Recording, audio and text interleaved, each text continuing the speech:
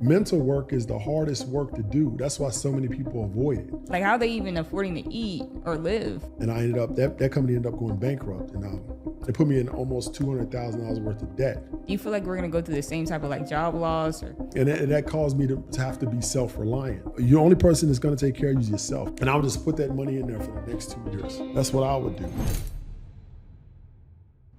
Welcome to Level Up With Me podcast. I'm here interviewing tall guy Tycoon, and this is where you can find interviews with all the best people in their industry. Look, I want you to go ahead and introduce yourself. I'm tall guy Tycoon.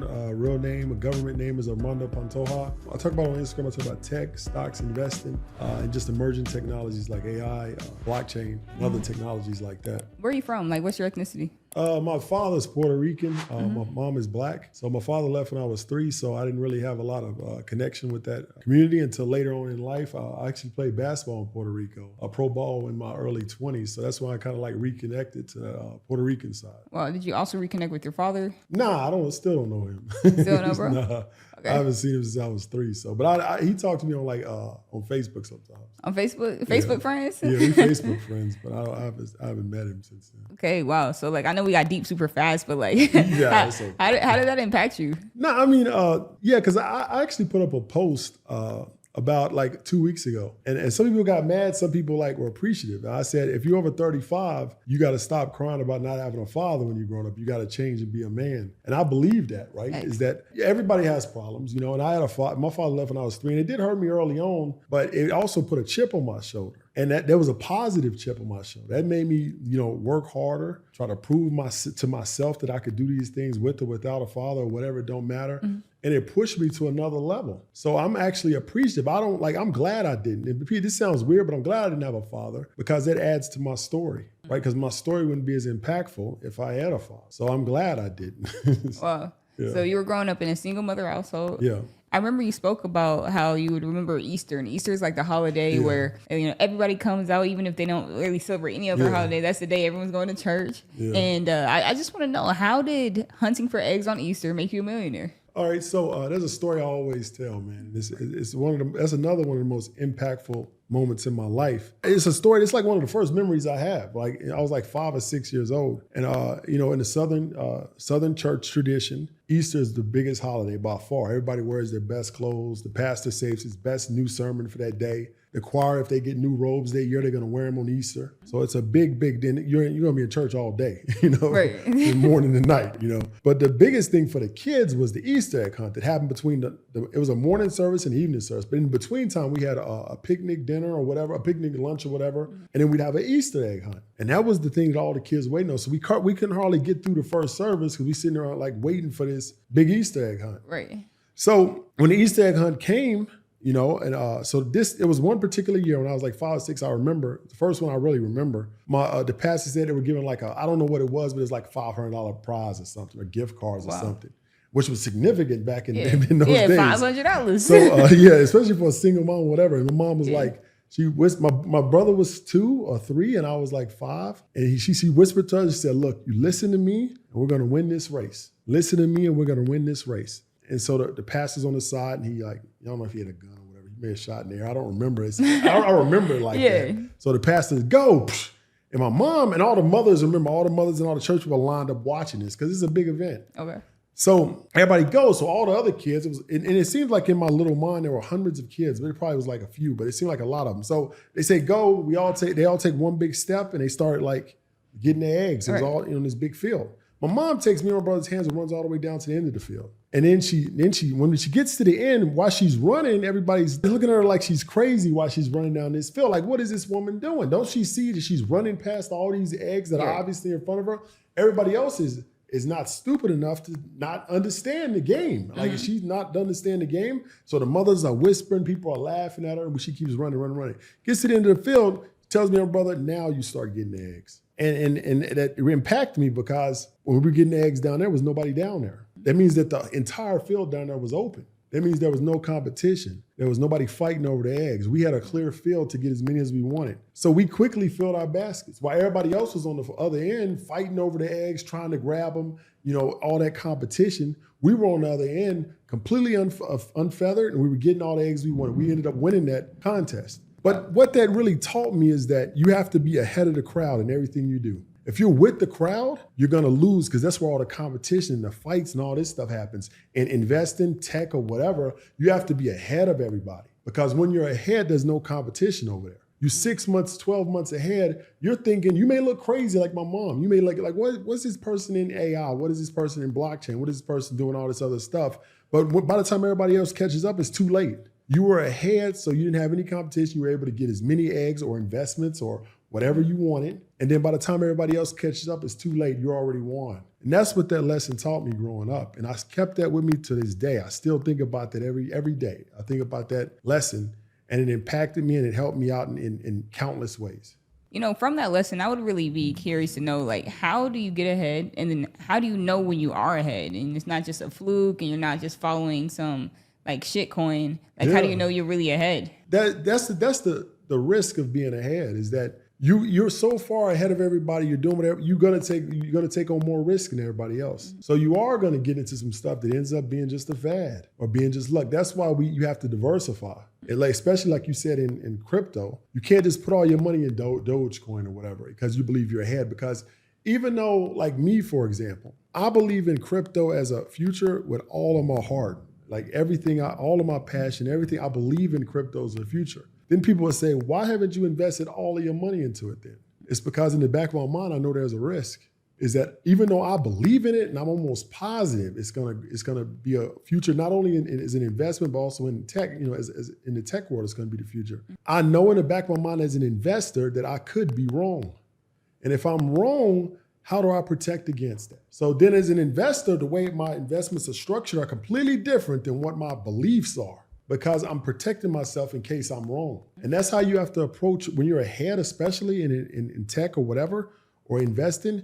You have to be able to at least, you know, discuss within yourself the case that if you're wrong. So if I'm wrong, what's the worst that can happen? If I can lose everything, then that's a bad position to be in. So you diversify.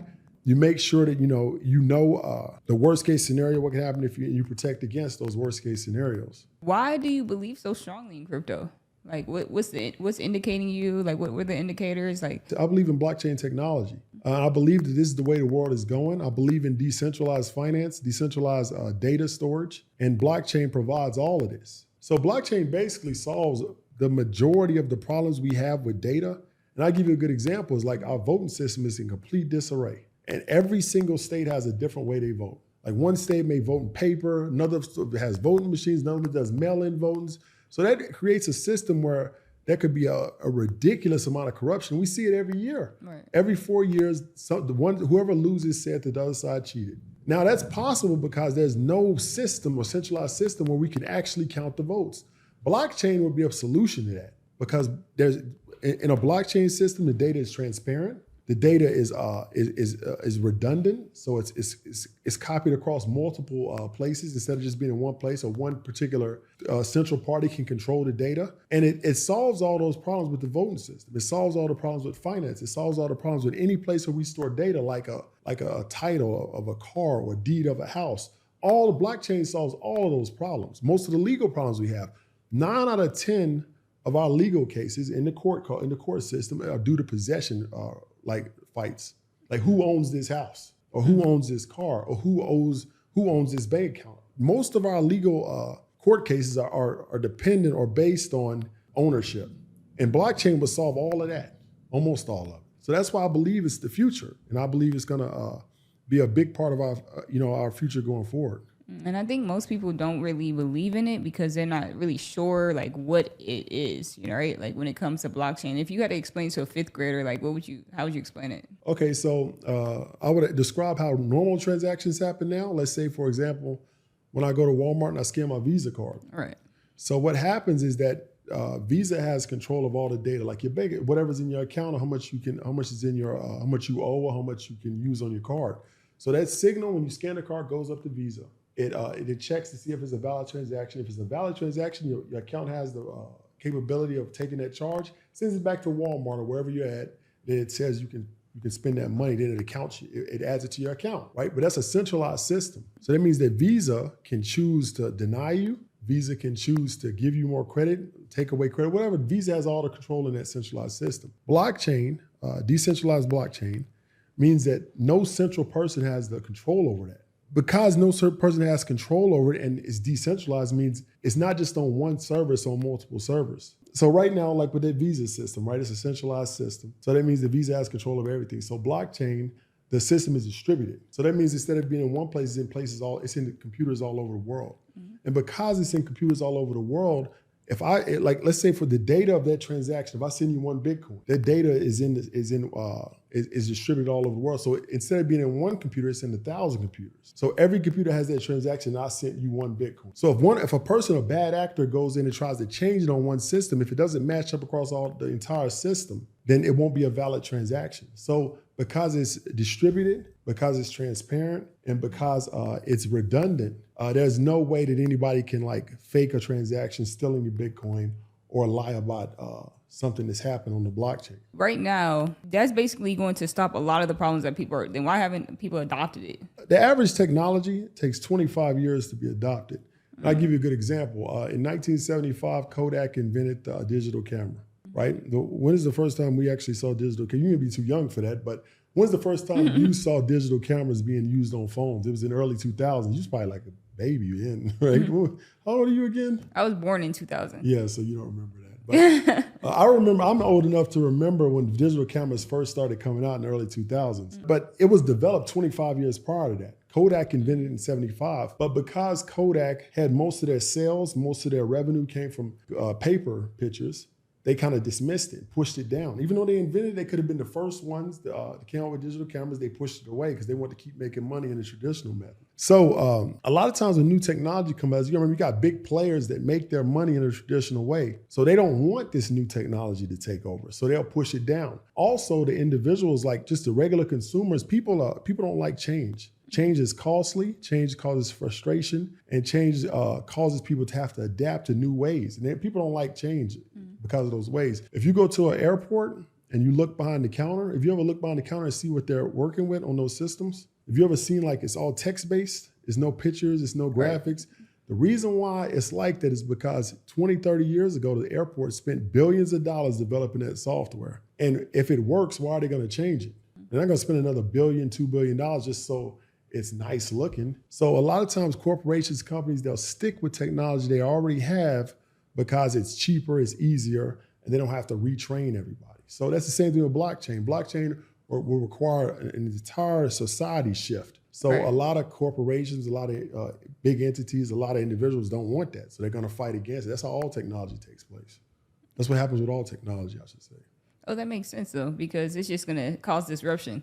Yeah, people don't want that. Rather just live their regular life. Even if something's better, they'd rather just, this way works, I'll just stick to this. That's how most people think. And that's just natural, human way humans think naturally. I want to kind of go back, and I know you said that you mentioned you went to go play basketball in Puerto Rico.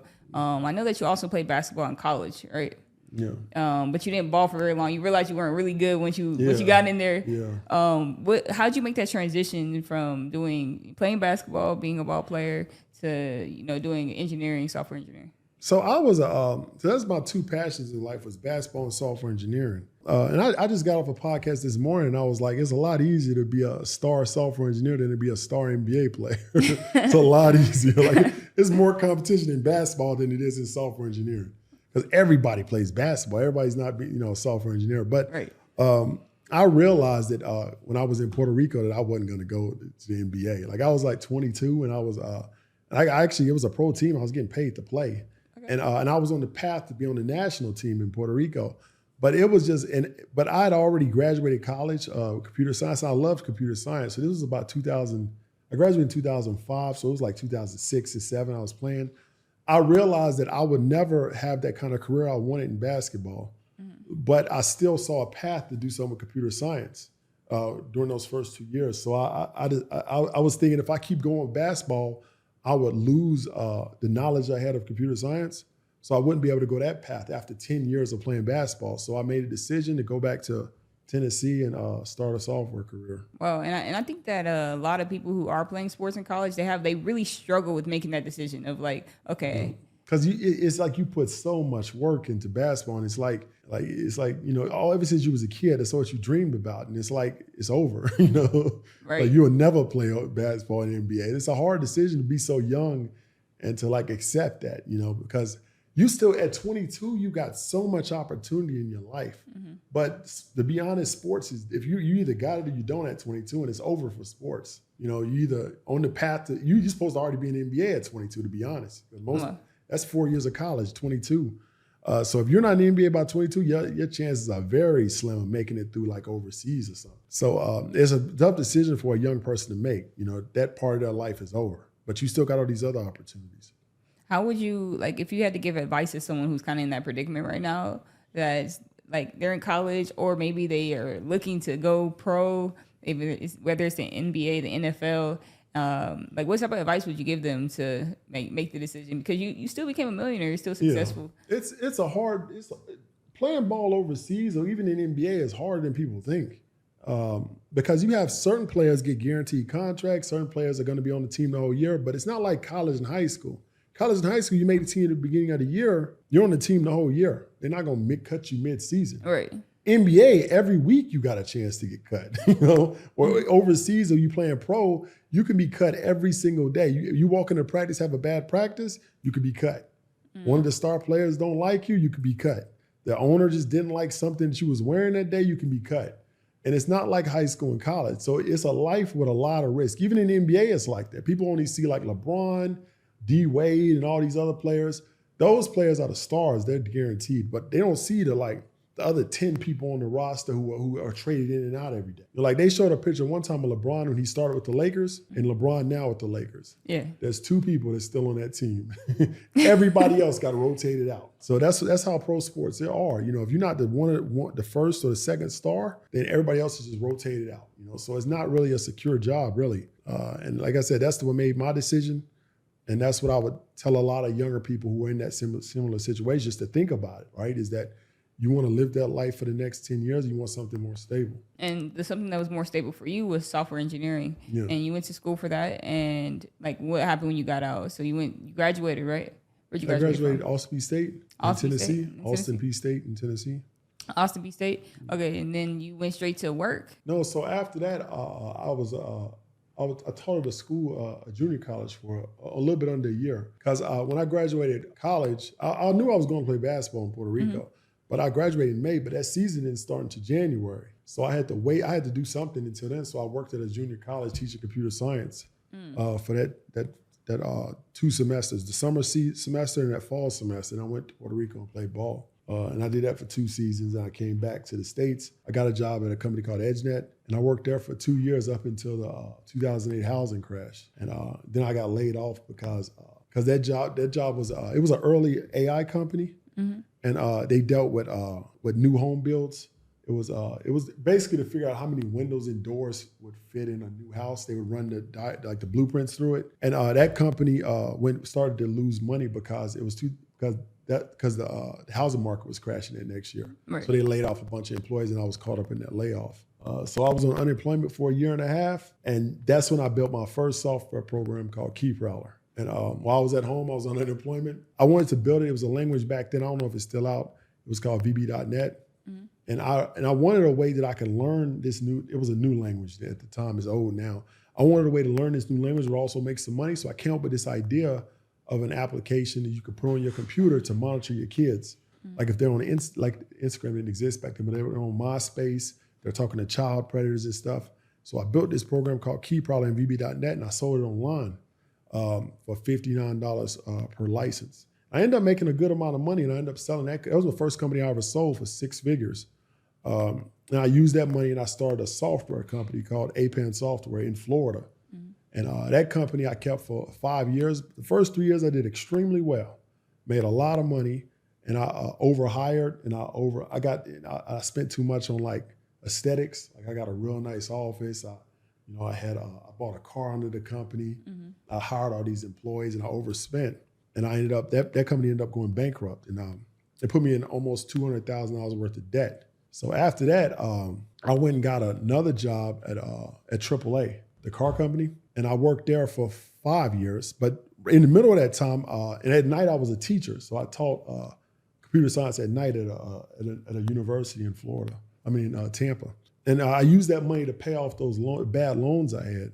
And then after that, I started my last company, which was ICO Ranker. ICO Ranker was a website that would use Google's AI engine to compare new. Back then, it was in the crypto community. It was like, when NFTs existed this last cycle. Right. Before that was ICOs. Every crypto bull market is always something that it's usually 3 letters and everybody's talking about like it's going to change the world. Right. NFTs was the last one. ICOs was the ones before that in 2017. Okay. So we made a website that with every new ICO that came out, we would compare it against past ICOs based on tokenomics, the team, how long they've been out, and the industry they were in, and we would compare it with other ones and give it a likelihood of success, 0 to 100. And that site ended up being like the 3rd most popular crypto site in the world. So a company came along and bought it from us for 8 figures, and then I was a millionaire after that.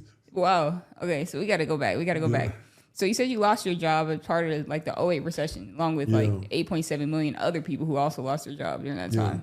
So by losing your job, like how do you feel like that impacted you? Right when you lost your job, how did you feel? It did impact me. That's a good question because ever since then, I never trusted a corporation again. I worked for corporations after that, but I never trusted them.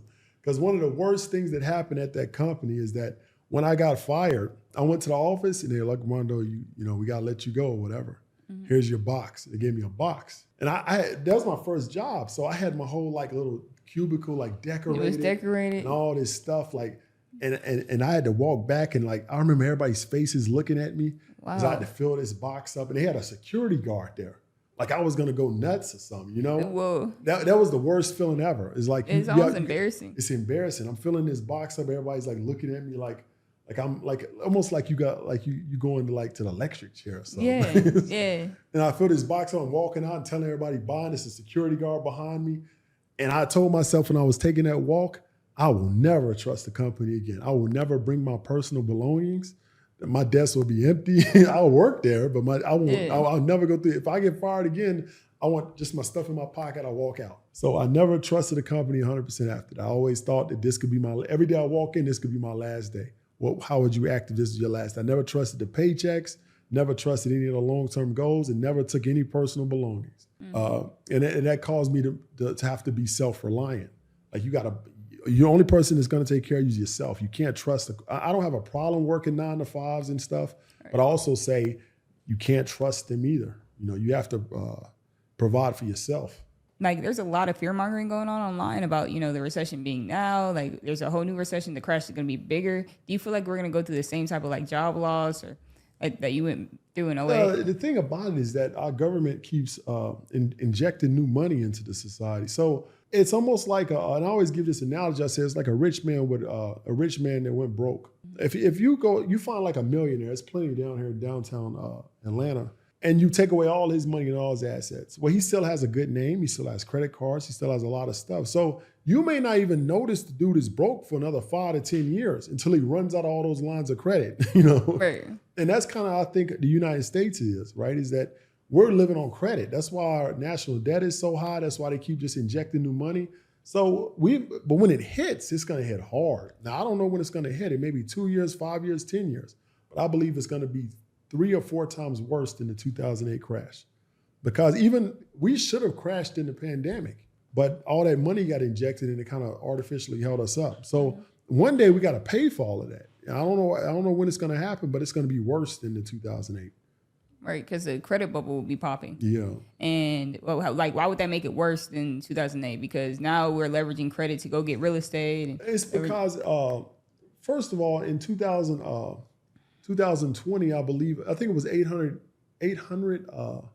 billion they printed and gave to banks in 2008. Mm-hmm. I think it was like 3.5 trillion in the pandemic that they printed up and gave away. It was like 5 times bigger than what it was in 2008.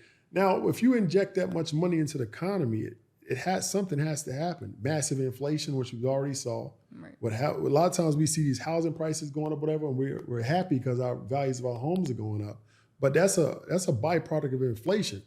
It's not that your house is going up; it's just taking more dollars to buy your house.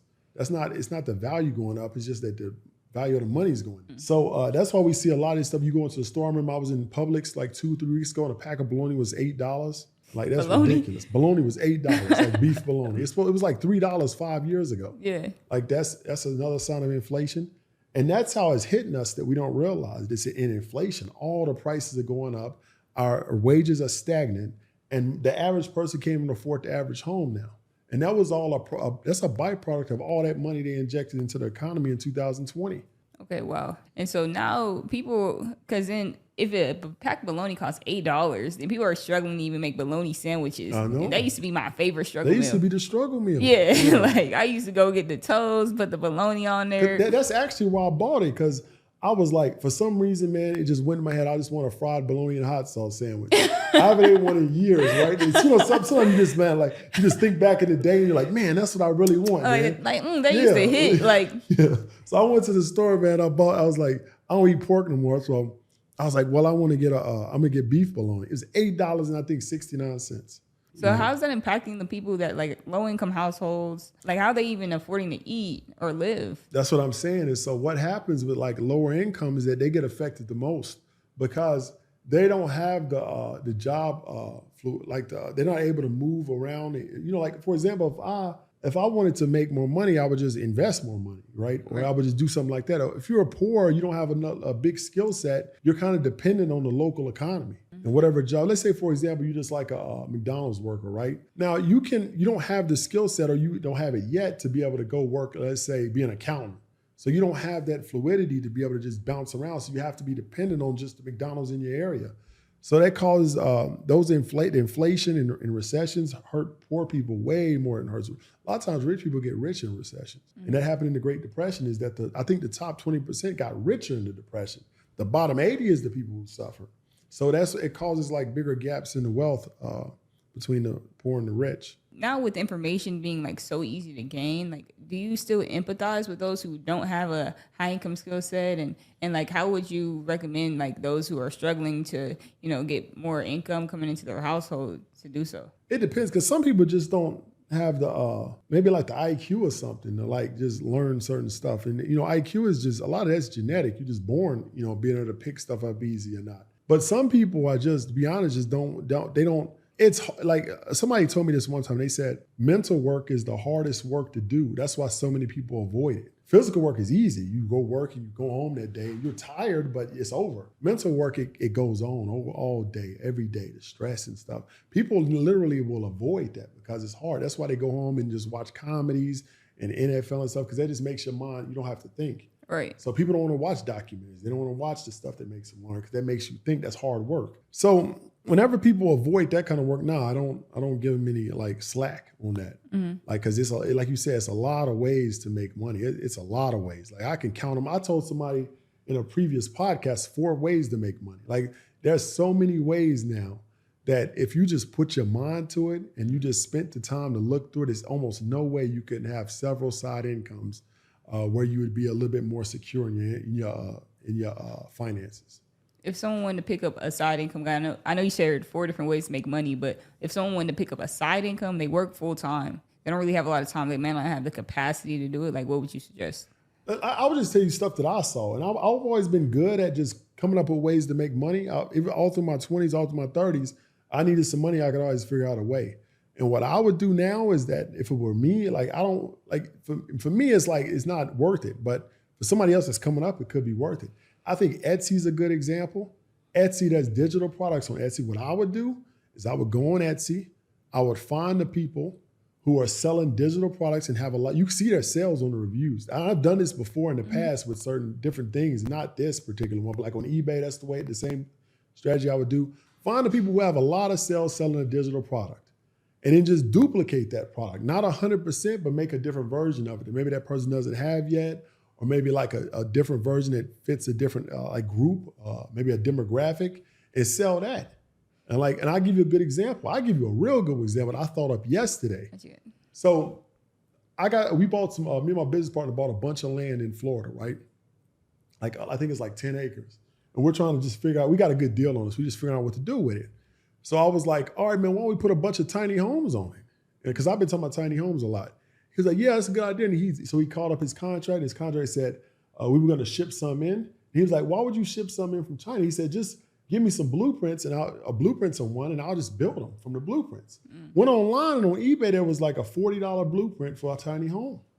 Oh, wow. And I was like, and it hit me. I was like, and I saw the dude at all these sales. Mm-hmm. And I said, man, if I had time, you know what I would do? I would hire an architect to draw me some tiny home, some real nice modern ones, like maybe 10. And I know an architect would charge you between he may charge like $1,000 for that. Right. I may get one just to start out. I would start an Instagram page, just talking about tiny homes, like just putting all these viral videos of tiny homes. Yeah. At the top, I would say, get some blueprints for tiny homes, only $20. And that would blow up, almost guaranteed.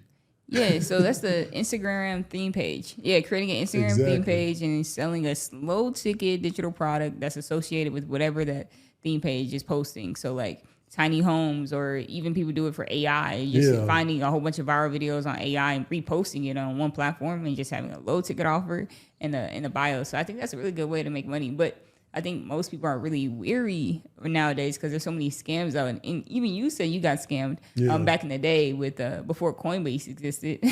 Someone said, send me $500 Bitcoin, I'll flip it and send it back. So like, could you explain the process of what it looked like to buy crypto back in the day? Yeah, so I used to buy, it was before Coinbase came out in 2013. So I was buying it before that. So I used to have to meet this dude at the dog track in Tampa. So he would be like have a cigarette in his hand. He was like playing poker. And I'd be like, hey man, I'll text him, say I want to buy some crypto. And he would tell me whatever the spot price was. And he would charge 7% over, which is a lot now. Like Coinbase only charges 1% or maybe less by now. He charges 7% buys and sells. So you go to him and you wait till he's finished his hand, he'd stand up and like you hand him cash. And it was an app on our phone. I think it was like Bitcoin Wallet. It was the only one that existed on Android. They would send you the money, like the crypto, minus 7%. And then you would take that crypto and like you would just, and back then, like the only way, it was like only a few places you could use it. Right. The dark web, of course. Yeah. And then there was like some gambling sites where you could like play poker and stuff. And then it was also like, it was this card app called, that's why I used it for. It was called Gifty or something. But basically, it was like a phone, an app you put on your phone, and you could buy gift cards at a 20% discount using Bitcoin. So I was like a college student, so that's the way I saved money. Oh, that's the like finesse. I would buy, that's what I'm saying. I would like buy $500 worth of Bitcoin, and then I would buy these gift cards online. Sometimes you get them for a lot more, 30%. Now it was called Card Cash. That's what it was. Because some of the hotels, like Hyatt Hotel, you get 30, 40% off if you bought in Bitcoin. So I would like try to borrow my stuff through there to save money. That's the reason why I was doing it at first. And so did you hold any Bitcoin from back then or? Nah, I'll tell you why. This is why I learned about market cycles. So I was in 2011, like right after it came out, man. I got on my phone, I'll show you later, I got transactions where I was buying Bitcoin at $70, $80. Wow. Back in the day. But at that time, nobody saw it as an investment. It was a currency.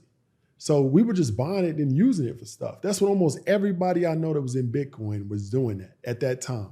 It became more of an investment around 2015. But I was going to conferences before that. I don't remember anybody standing on the stage saying this is going to be an investment. They were talking about it as a currency, how to integrate it into your systems, how to accept it as payment on e-commerce sites. That's what the conversation was about back then. It changed in 2015 to an investment. So people just didn't have that mindset of investing in it. I didn't. So I was just using it. But I remember back in 2013, the price went from 100 to 1,000. And I remember I had a bunch of it, right? And then once it got to 1,000, it was Mt. Gox was the only Bitcoin exchange on earth at the time. And it got hacked for somebody stole all the Bitcoin in there. So people started, like the news started saying Bitcoin was insecure, the experiment was over. So I panicked and sold everything. I thought, oh man, I got to get rid of this before it goes down to nothing.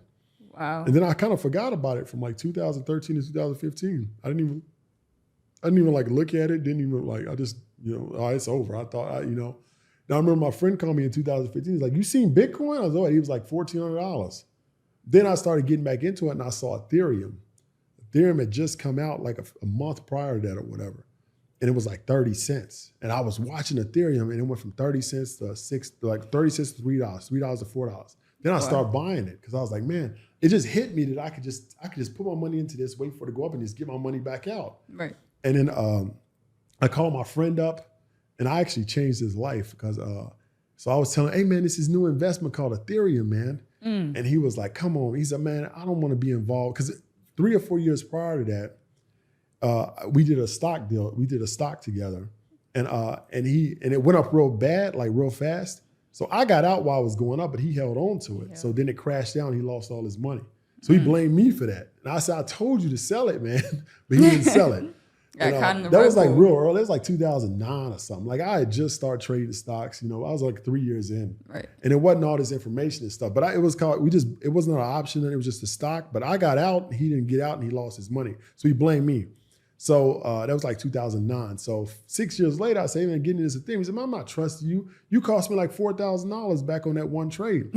So every day I called him. I said, hey, man, look, I think you should get into this. He kept like not wanting to do it. Right. But one day I called him and he just screamed at me. He said, man, I'm tired of your dumb ideas. I'm going to put $4,000 into this. And if I lose my money, I will never talk to you again. Wow. So he was that bad. So he put $4,000 in Ethereum at like $6. Wow. He still has it today. It's worth like $2.7 million now. Oh, that's fire. Yeah. Now, what was the other side of the ultimatum? And now you guys best friends? No, actually, like over that time, he got really into crypto. Because if you got 4,000 or something, it's turned into 10, it turns to 100,000. You start getting all of a sudden interested in it. So he goes to conferences. He's like giving me a lot of information too, because he's into it now too. So it kind of like helped me out too. So so it kind of gave me like a different insight and stuff. So it was, I'm okay with that. Yeah, he's a millionaire now off of that. That's fire. And I know you mentioned in one of your past interviews that one of the ways to stay up on trends is to build your network, be around people who are studying, be around people who are bettering themselves. And the other two ways you mentioned was psychology, that, the way that humans interact, and also history. So like, how can people stay up on trends by studying those three things? Okay, so history repeats itself, right? And like I said, it's back when I was in that first Bitcoin, when I panicked and sold everything. I learned from that experience. I learned that the media will overreact. They'll tell you that everything is going down to zero. I learned that that events happen. I like that MT Gox getting hacked. Mm-hmm. And I learned that technology will normally fix itself in response to significant things that seem significant at the time. So history repeats itself. Then it's that same cycle over and over and over again, especially in Bitcoin, even in other investment markets. So once you learn what happens once, you can see the pattern repeat itself. And you see the pattern repeat itself. And that's what I learned from history. Psychology is humans basically think the same. Humans are so much alike that they have personality types, like a personality 3A or 4B. They actually have personality, like people, this person will react this way under certain circumstances. Mm-hmm. And 90% of the time it will happen. So if you can like kind of understand that, you can understand how people only as individuals act, but how groups act. Mm-hmm. And investing in trying to predict where markets are going. The group normally reacts to the opposite of what they should be doing. Like when everybody's buying, you should be selling. When everybody's selling, you should be buying, because the group's never right. Never right. Because the group can never be rich.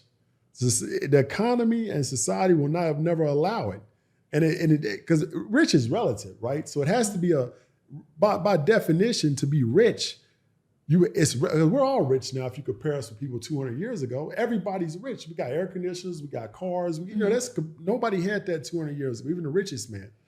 So the term rich is relative to the population. Mm-hmm. So you have to be in the minority to be rich.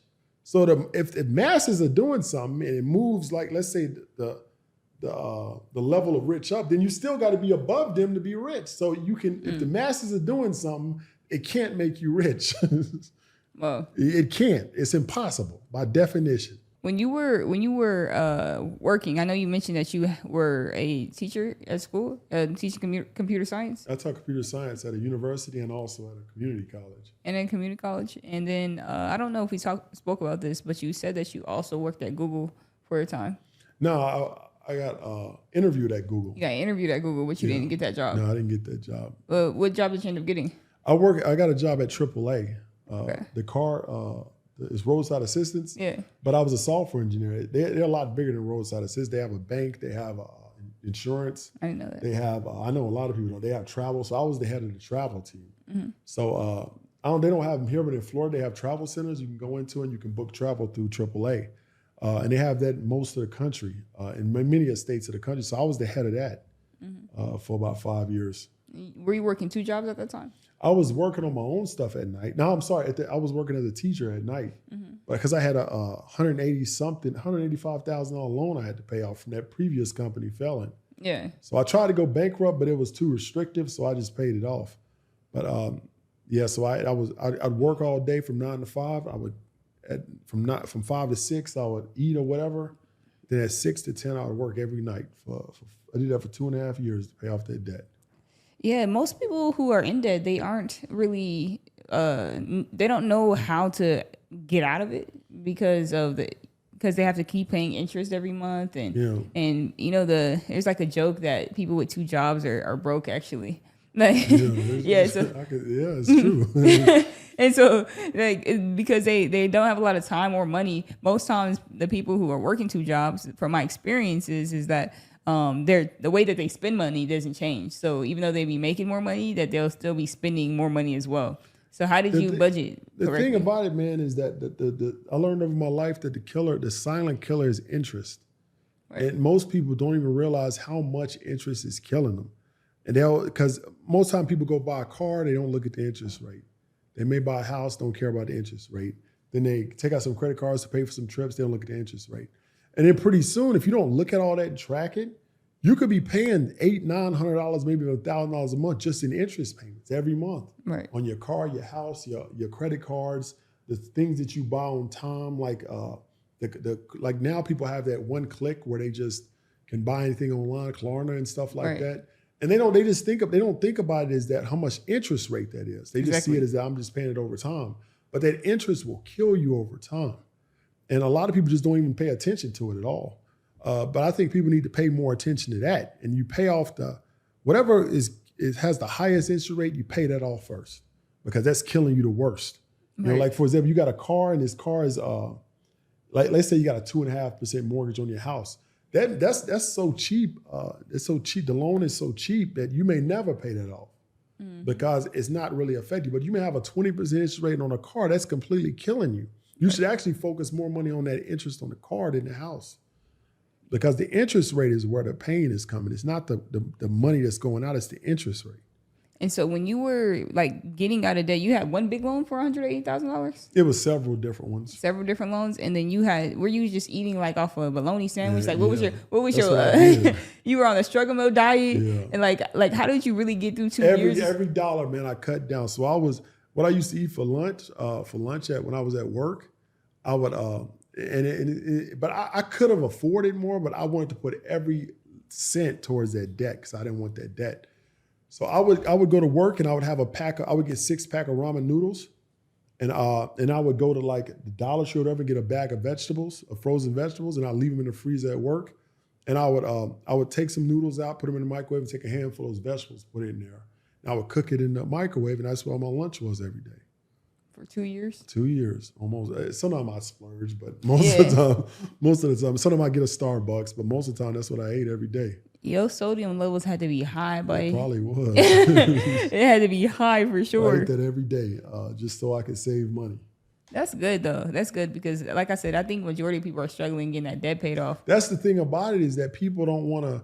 You have to go through some kind of pain sometimes to get to the other side. And I think a lot of people don't want to go through that pain. They want to live their life, just carefree or whatever. But if you never go through that pain, you're not going to get to where you need to be. And you have to go through something. And that's what I felt like was like a gauntlet, right? I had to get through the gauntlet to get to the other side. And that's where I'm at today. Mm-hmm. And what got you there? Because you said you became a millionaire from selling your company. Yeah. And it's almost like you won the lottery, but most people who win the lottery, they go broke. So And I'll tell you what I did there is that when I got the money from the company, now a lot of it was in cash.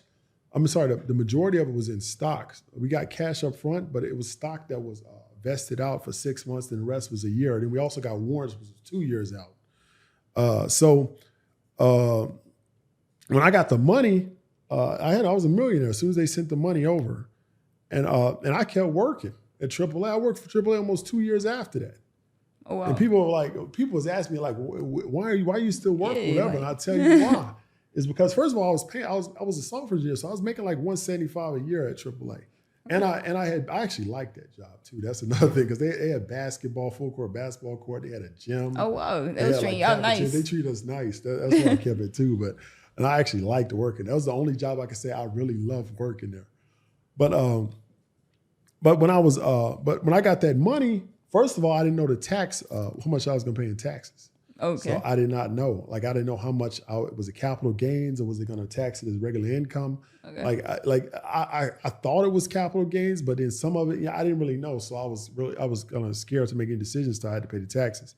And secondly, I wanted to make sure I invested in the right places. So I wanted that money to kick off enough investment income that it would replace my income, so I could just walk off. And secondly, is like I said, the other money was vested out, so I couldn't get it anyway. But I took that money, I invested in stocks, crypto, and in real estate until it was kicking off enough money. Then a year and a half later, I quit AAA. After that money was generating more money than I was making. And I think I always say this, man, if anybody gets a large amount of money, like through a lottery, through whatever, and they start making instant decisions, they're making bad decisions. Because you have to have time to like figure out what you're gonna do. And it's best to you shouldn't make like rapid decisions when you get a big opportunity or a lot of money. You should wait for that initial like high or whatever to go away and then make your decisions. Yeah. Because the investing money takes time. You have to understand the investment. You have to make sure it's going in the right place. You have to make sure that you diversified enough to where you're protected against any big risk. It takes a lot of time to do that. And you should be calm and slow about it instead of going fast at it. No, completely. I completely agree. Like, being young, it's super easy to move fast, especially because you have all this information that you learn. And then, make wrong decisions and not really know that you're making a wrong decision. It may seem like front facing that it's a really good opportunity. And actually front facing, it could make you a good amount of money up front. But you lose out on that predictable income that your job has, right? Exactly. Like, and the new fad is just like everyone's an entrepreneur. Everyone's an entrepreneur. It's no one should working for. Like I said, that was the best job I've ever had. I don't like the average 9-to-5 worker makes more than the average entrepreneur. Because entrepreneurs a lot of times are struggling, man. And then an entrepreneur has to make more money to match what a 9-to-5 worker has because you got self-employment tax. Right. They're getting health insurance that you got to pay for yourself. They got all these other benefits. They're getting matching 401k. So if I'm making $100,000 as an entrepreneur and somebody at work is making $100,000 9-to-5, they're actually making more than me because they got all these other benefits. Right, and you got more bills as an entrepreneur. Yeah. You have to, and just even softwares. Oh my gosh, like I have an agency, and so you just know how many softwares you have to buy in order to just operate on a day to day. So I always they're all suggest on recurring too now. Yeah, they don't like you just buy Photoshop. You can't do that no more. They make you. I know, right? Recurring income. Too many people were scamming the Photoshop. I didn't pay for Photoshop for a while. Facts, I'm not gonna lie. Back in like the early 2000s, man, I never paid for it. No, it's better to pay for it now because you get access to support and stuff. But and then all the like updated features and the AI and stuff that they have on there now. So I totally get that, and I would recommend that people utilize their job as like their investor into their business, and then you just build your business. Like you said, you did it the right way. Build your business on the side until it's or your investment portfolio on the side until that money is surpassing the money that you're making from your job. You make like let's say for example you're making 50 at work, then you make 50 on your side jobs. You quit your job. You actually went back a step. Now because you were making 100 because you had 50 investment, you had 50 from your jobs. That's 100. Right. So if you quit your job, you just took a big step back, but you also got a lot more free time. Mm-hmm. So you have to make those decisions very carefully Because if you make the wrong one and you let people like hype you up into it, people will do that too. Why don't you just quit? Why don't you just quit? You have to make the decision that's right for you, and you have to make it, slow and measured, and make sure, it's the right thing that you should be doing, and don't let anybody else like try to get you to go a path that maybe not be right for you. So are these like methods that you talk about in your book, the Strategic Millionaire? I talk about a lot of I invest in a lot of high risk stuff, emerging tech, AI, stocks, options, crypto. But my book is very like measured like that. It's not like that. It's not as risky as I do stuff. It's more like how I got to be able to take these risks. How, like jobs. One of the things it talks about is how, like you said, use that 9-to-5 income to build wealth. But it also talks about how to build wealth through a job, about how you can get in certain industries that will pay you more money. You can use certain techniques to negotiate, to make more, to get higher pay. Different ways that you can get paid that's may not be like money related, that can add to your net worth. So there's a lot of things like that, the tips and tricks and all this stuff I use to get to where I'm at today. Well, and so what's like the biggest takeaway someone would get after reading your book? And it's like, is it for someone who's starting out, someone who's already like making money as an investor? It's for everybody, really. It's like, it's really for people in their 20s and 30s. And the biggest takeaway in that book is to move through life strategically. Instead of, everything you have, when you, it doesn't matter where you come from, your parents rich, poor, whatever.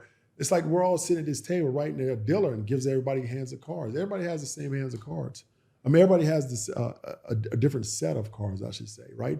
But if you do it enough times, everybody will eventually get a good hand, right? Eventually with enough time. So over time, the best poker player will win. It doesn't. At first, it's about luck, but as you keep going through the hand over and over and over again, as that person plays the best hands better than everybody else, they're going to eventually win. The best poker player is going to win. That's kind of like my book teaches you, is that you take these strategic moves, regardless of the hand that you were given, and if you do it the right way, you're going to win no matter what. And it gives you the tools and the strategies and all that stuff to use. What are you speaking about on Strategy Sundays? Like, are you taking tactics from that, or are you giving investment tips, or like? So Strategy Sunday is a little bit different. It's more. So I normally start with like a story.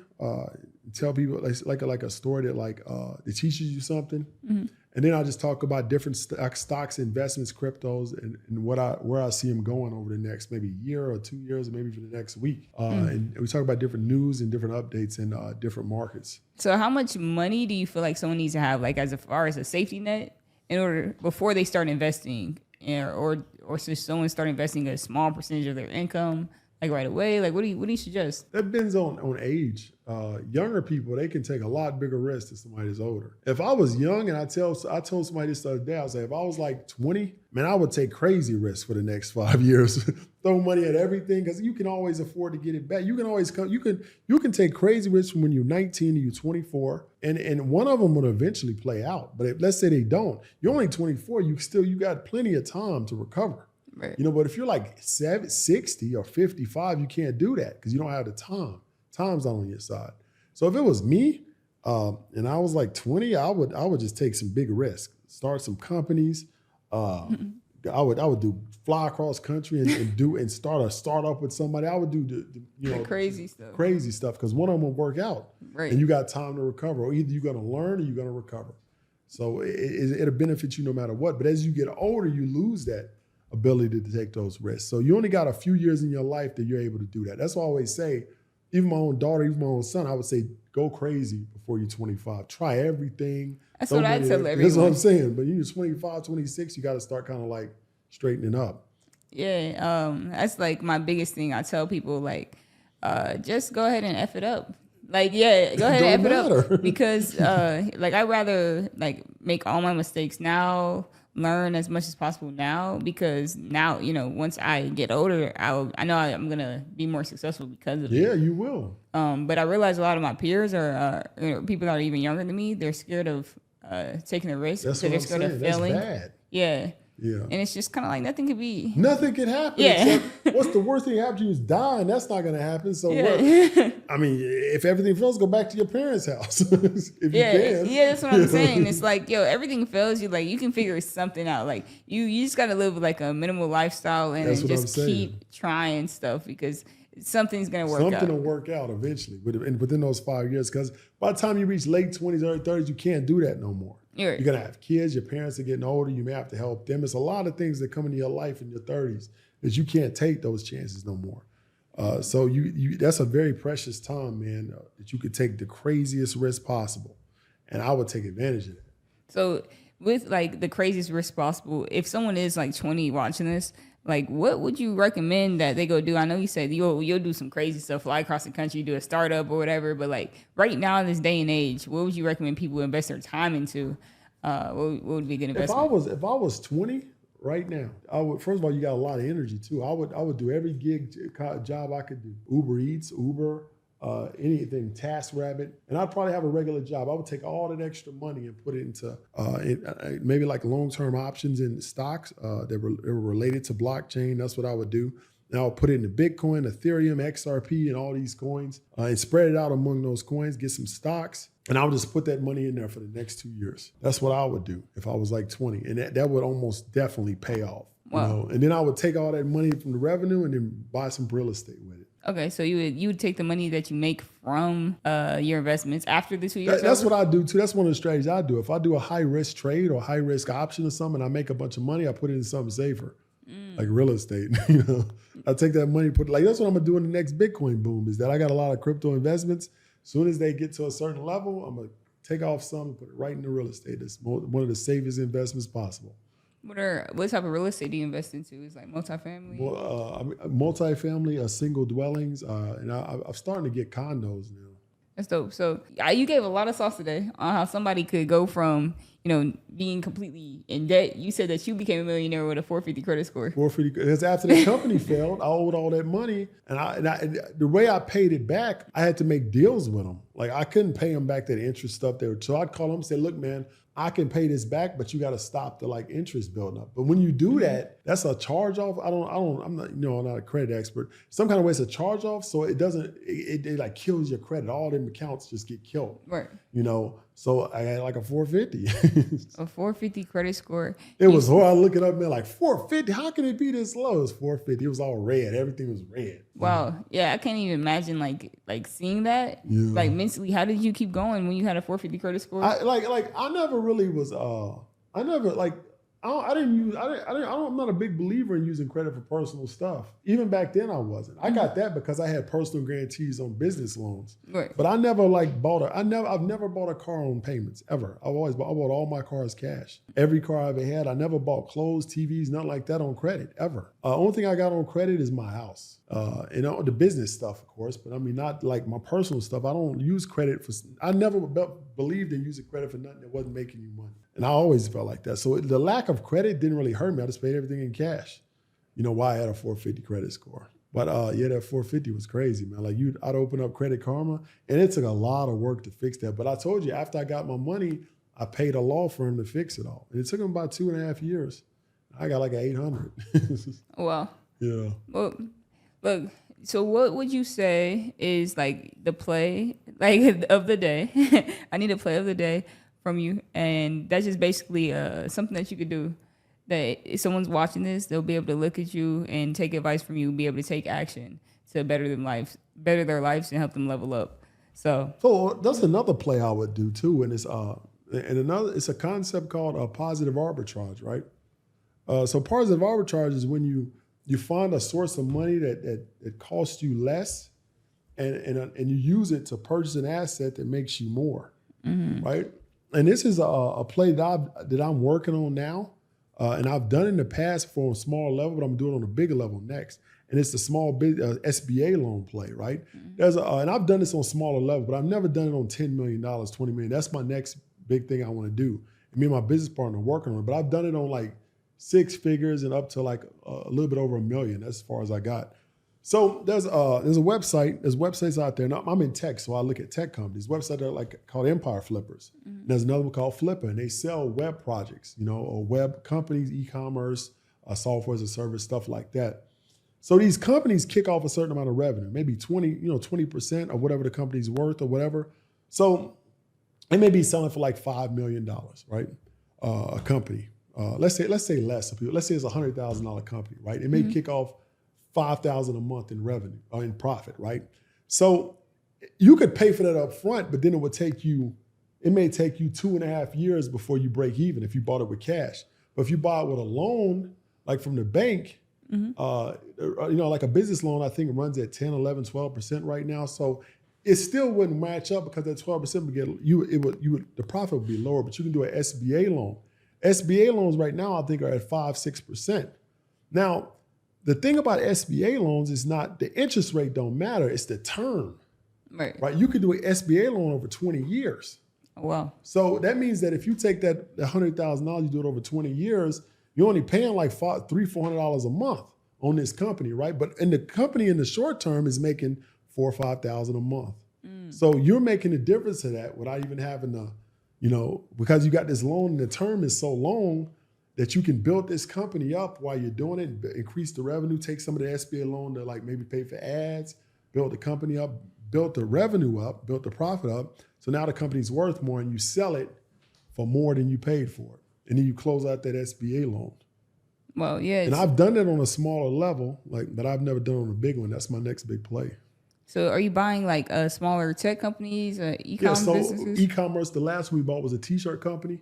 So it was it was a t-shirt like e-commerce site, and in the back end they were licensed to sell like different cartoon characters, Iron Man and stuff like that. And it was like thousands of shirts on this site. And what you do is you order a site, and they would just send a order to a third party. They would ship like an Iron Man shirt to a Disney character, but they were all licensed through that third party.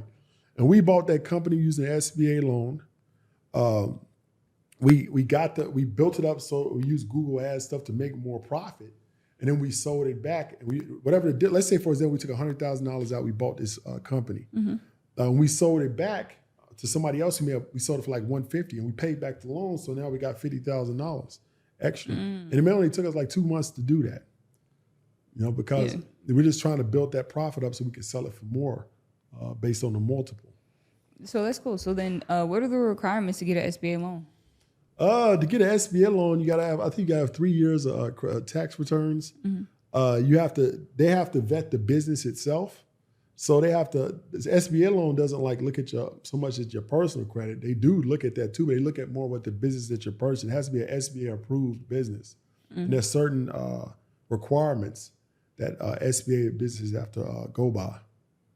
Okay, cool. So look, if someone has the 3 years of tax returns, that means that they can go ahead and go run the play, get them an SBA loan, go to Flipper or what's the other Empire website? Flippers. Or Empire Flippers. Flipper is FLIPPA, and Empire Flippers is Empire Flippers, ERS at the end. Where they can go acquire one of these companies, make a and few you want to look tweaks. for one with a passive. You want to look one that's a passive income stream, right? So you want to make sure that the owner has only a little bit. They only spend like 2-3 hours a week in it. Not like they spend. You don't want to buy a job, and you also want to vet the income because a lot of people will hide their expenses so their profit looks higher. So you have to make sure that you look deeply into their books. Yeah. Some people will like hide like they're actually spending on like a separate credit card. They're spending like all this money on advertising. So I make $5,000. They're actually only making like $2,000 because they're spending $3,000 on a personal card for ads. So you have to kind of be careful with that kind of stuff. But you got to be wary of that. You got to be wary. And then what type of people do you have to bring into this project? Like, do you have like a CPA that you have to bring in as well? I do it myself because I kind of can tell. Like if I listen to somebody talk about business, I can tell if they're hiding money. I've done this like 5 times, and I've been around a lot of business, smaller tech companies, so I can tell if somebody's hiding money. I can figure it out. But you should bring in somebody that knows that stuff, probably just to listen to see if the numbers because numbers are relative. They normally match up. Like if you look at a profit loss sheet, that the numbers normally match up with each other. Like people are only going to spend a certain percentage of their money on like maybe ads or on this. So if those numbers don't match up, there's something wrong, you know? And that's normally how I can tell, like the numbers just don't make sense. Like it's no way nobody would spend this much if they're making this much, you know, it just don't, like, that's how I kind of figured out. But you probably need to bring on somebody with that experience to be able to vet that. Yeah, man. So make sure you're really wary of the entire process if you're going to go run this play. Because I'll tell you, this is everybody who sells a company is hiding money. Everybody. So you just got to find it. You got to find where they're hiding the money. You got to find where they're hiding. It may not be, maybe something so small it don't matter. They may have been, you know, they may have been taking some trips that they said were business when they were personal. Okay. Stuff like that. Everybody's hiding money. You just got to find it. And then you say, oh, okay, that's not that bad. Or that's real bad, you know. But if you can't find it, then that's the problem. You got to find where it's at, because everybody wants to make their profits look higher. So they're gonna manipulate the data to make their profits look higher, so the company has a higher valuation. But you got to find it. You have to find it. And so, like, just to kind of wrap everything up, Armando, I know that when we met, you were interested in getting some more exposure for your brand. So it looks like you're going on that tour right now to get more exposure, again, for the more eyes. Like, what are your goals with your brand? And are you looking to make some more tycoons out here? Like, what you plan on doing? So, like, I started this, like, I used to be a teacher, and I actually just I like teaching. I really like teaching.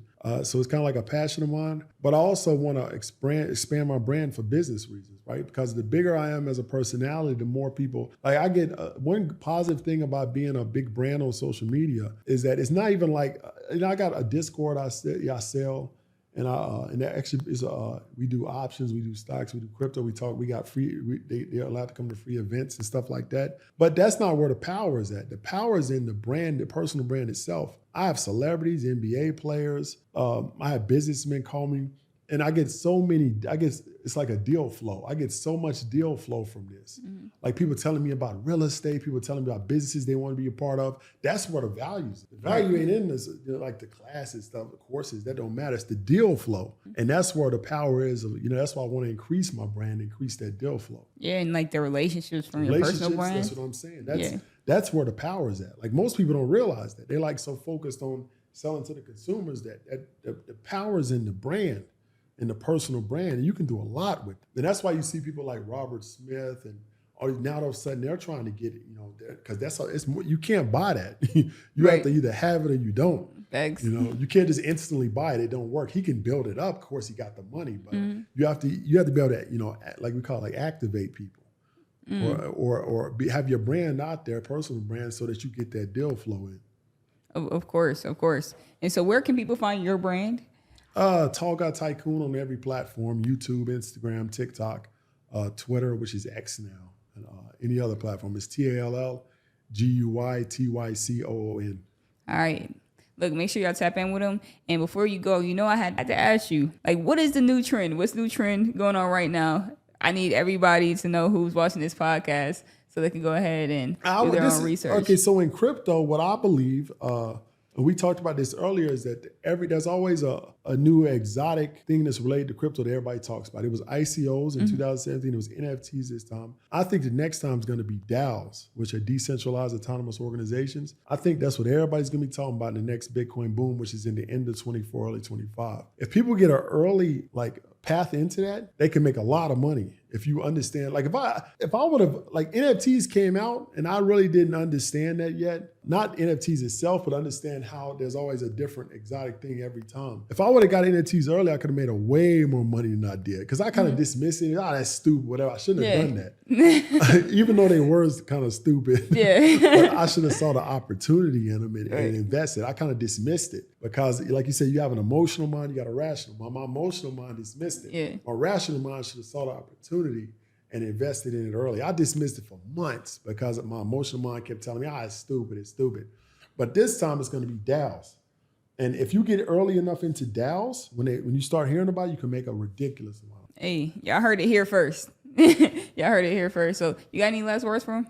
I appreciate you having me here, and I had a lot of fun. No, thank you so much for coming on. Yo, thank you. This was a whole new episode of Level Up With Me podcast. I appreciate Armando for coming through. I'm only letting the elite people come on and talk to y'all because look, this was a lot of sauce for me. So that's exactly why I named the podcast Level Up With Me, because every episode I'm getting more gems to level up, get my life to the next level where you can too. So look, make sure you like, comment, subscribe, and I'm going to see you on the next episode. Let's do it.